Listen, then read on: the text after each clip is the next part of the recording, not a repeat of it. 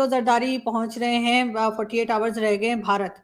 उनके साथ खैर एक मीडिया टीम भी कुछ गई है। और क्या देख रहे हैं आपके, क्या सबसे पहले हम उन्हीं पे बात करते हैं कि क्या बात होगी आगे, और या सिर्फ एक फॉर्मेलिटी है कि मीटिंग अटेंड करेंगे और वापस आ जाएंगे? देखिए, उनके जो दौरे के बारे में तो खुद ही कई चीजें यहाँ बता चुके हैं, और मेरे ख्याल में ये एक बेजरर सा फायदा ट्रिप है। एक सिर्फ फोटो आप है, इसके अलावा कुछ भी नहीं है। दो चार उसके मैं फैक्टर आपको बताना चाहूंगा कि बिलावल भुट्टो साहब ने एक बड़ी, शायद यही इस वक्त पाकिस्तान की पॉलिसी है, जिसकी वजह से ऑफ कोर्स उसी गाइडलाइन के अंदर उन्होंने फरमाया था। उन्होंने कहा था कि मैं कोई बायलैटरल टॉक या रिलेशनशिप के लिए नहीं जा रहा हूं, मैं सिर्फ एससीओ की मीटिंग अटेंड करने जा रहा हूं। अब उस मीटिंग में आप ये बताएं कि एससीओ की मीटिंग में पाकिस्तान का क्या कंट्रीब्यूशन होगा, क्या ऑफर कर सकता है? कुछ भी नहीं कर सकता। लेने के लिए कोशिश करेंगे, देने के लिए तो कुछ नहीं उनके पास।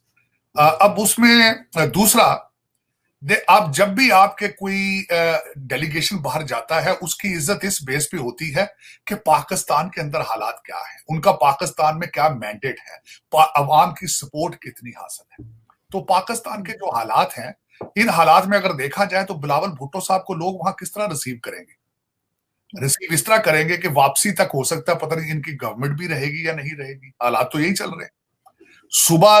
हर सुबह सुप्रीम कोर्ट लगती है तो लगता है शाम तक सारा कुछ फारग कर देंगे। हर सुबह उठते हैं लोग, लोगों को कोई पता नहीं होता कि हमने किधर जाना है, मुल्क कौन चला रहा है, क्या खाने को मिलेगा, क्या पहनने को मिलेगा। तो इन हालात में बिलावल भुट्टो साहब या वो डेलीगेशन क्या ऑफर कर सकता है दुनिया को, ना सिर्फ एससीओ को, दुनिया को? मेरे ख्याल में मेरी जो अपनी एक राय थी, इस तरह का बेमानी ट्रिप लगाने से अच्छा था कि कौम के पैसे बचा लिए जाते। पहले भी तो आपके लोग जूम पे ही अपनी ऑनलाइन मीटिंग्स अटेंड करते हैं, तो ये भी कर लेते अटेंड, क्या फर्क पड़ता था? कौम का पैसा बर्बाद करेंगे, वहां पे पेट्रोल का खर्चा होगा, होटलों का खर्चा होगा, वहां लोग जाएंगे आएंगे। मेरा मकसद एक बैंकरप्ट कंट्री के ऊपर इतना बोझ डालना बेमानी मेरे ख्याल में। इस वक्त अगर देखा जाए तो आपकी कोई फॉरेन पॉलिसी तो मौजूद नहीं है। उसका पिछले दिनों एक थोड़ा सा खुलासा भी निकला, उसकी एक ऑडियो भी निकली जिसमें हमारे वजीर खारजा और आपके वजीर खारजा और वजीर आजम जो है वो कंफ्यूज नजर आ रहे हैं कि हाँ जी ना, कंफ्यूज इसलिए नजर आ रहे हैं कि दोनों को ये नहीं पता था कि हम लेफ्ट लें यहां से या राइट लें।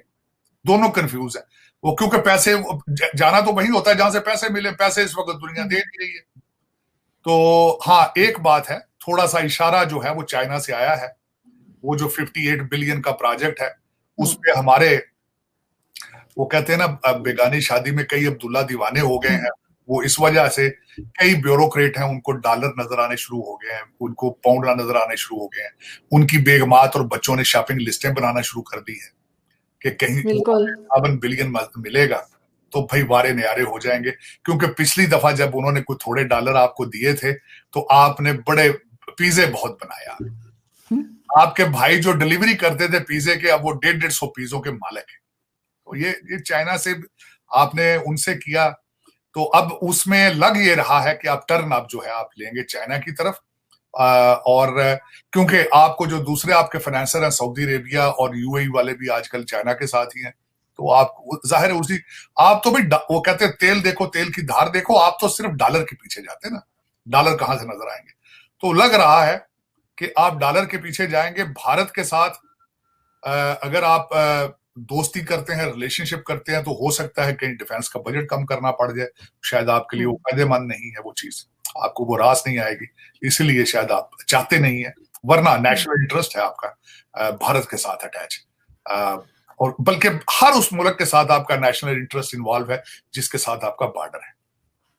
बिल्कुल ऐसा ही है। लेकिन सर, इमरान खान साहब ने अमेरिका को भी तो एक लेटर लिखा है। मुझे डॉलर से याद आया कि उन्होंने इकोनॉमी के ऊपर एक लेटर लिखा है कि उसका रिवाइवल वो कैसे करेंगे, वो प्लान उन्होंने अमेरिका को लिखा है, ये बताया जा रहा है। नहीं, लेटर उनका किसने रिसीव करना है यहाँ पे? उनका इस वक्त अमेरिका तो खुद बिल्कुल एक गुमनाम साहब इस वक्त, ये देखे ना, उनको तो खुद नहीं पता चल रहा कहाँ जाना है।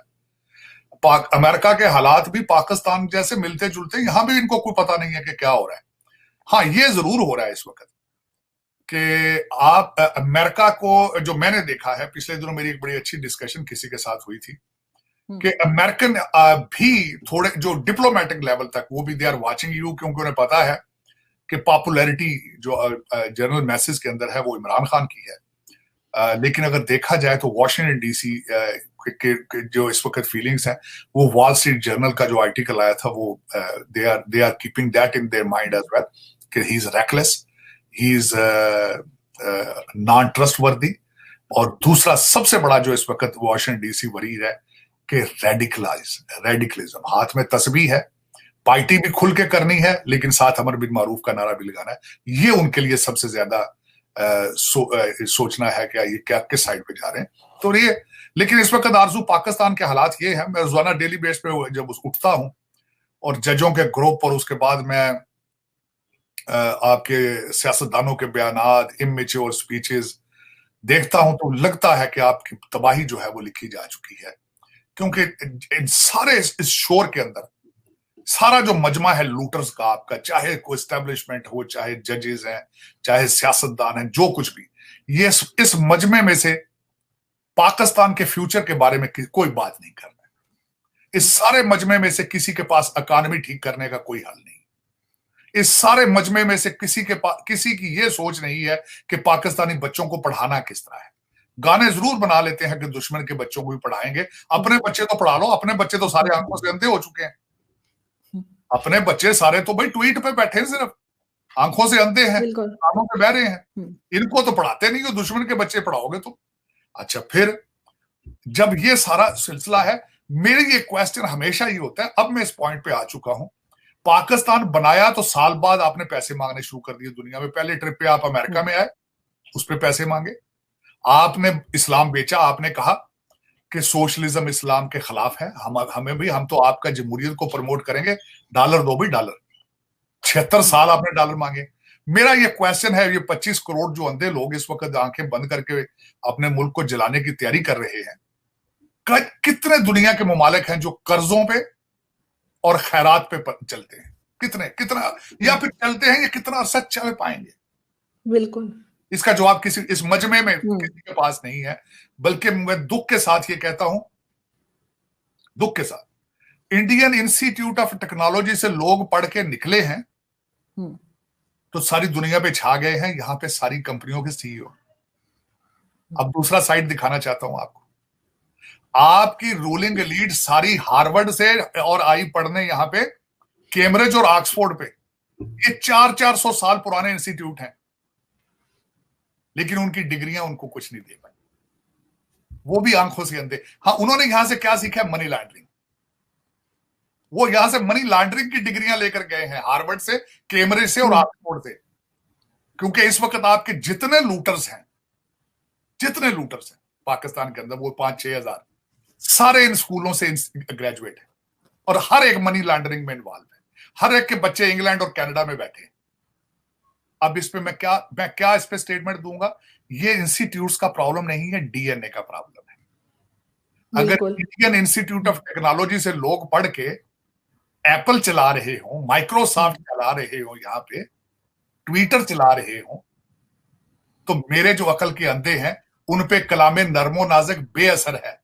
हार्वर्ड शर्मिंदा है आज, कैम्ब्रिज वाले रो रहे हैं, ऑक्सफोर्ड वाले तड़प रहे हैं कि इन अंधों को डिग्रियां क्यों दी थी, इनको एडमिशन क्यों दिए थे यहाँ पे। ये तमाचे हैं हमारे एजुकेशन सिस्टम के ऊपर, तमाचे हैं ये। तो इस पे मुझे आरजू नहीं, मुझे ये बताएं कि क्या वजह है कि वहां से लोग एक लोकल इंस्टीट्यूट से पढ़ के आके दुनिया को रूल इस वक्त कर रहे हैं, और हमारे 400 साल इंस्टीट्यूशन के पढ़ के मनी लॉन्ड्रिंग कर रहे हैं। कसूर किसका है? सर जाहिर है हमारे एजुकेशन सिस्टम का है, और हमें आदत पड़ चुकी है बैठे बैठे खाने की, काम करने की आदत नहीं रही लोगों में। आपका एजुकेशन सिस्टम तो वो पढ़ा ही नहीं है। एचिसन आपका एजुकेशन सिस्टम थोड़ा है, वो तो ब्रिटिश ने बनाया था अपने एजेंटों के बच्चों को पढ़ाने के लिए। इस वक्त आपकी कौम का जो फैसला करने वाला बंदा है वो तो एचिसन से पढ़ा था। वो तो एक दिन नहीं गया आपके एजुकेशन सिस्टम में, वो एचिसन से पढ़ा। फिर वह यहाँ कोलंबिया से पहली बैचलर डिग्री है और लॉ की डिग्री कैम्ब्रिज की है। दूसरा जो आपको तबाह करने वाला है अमीरुल मोमिनीन, वो भी एचिसन से पढ़ा और ऑक्सफोर्ड से पढ़ा है।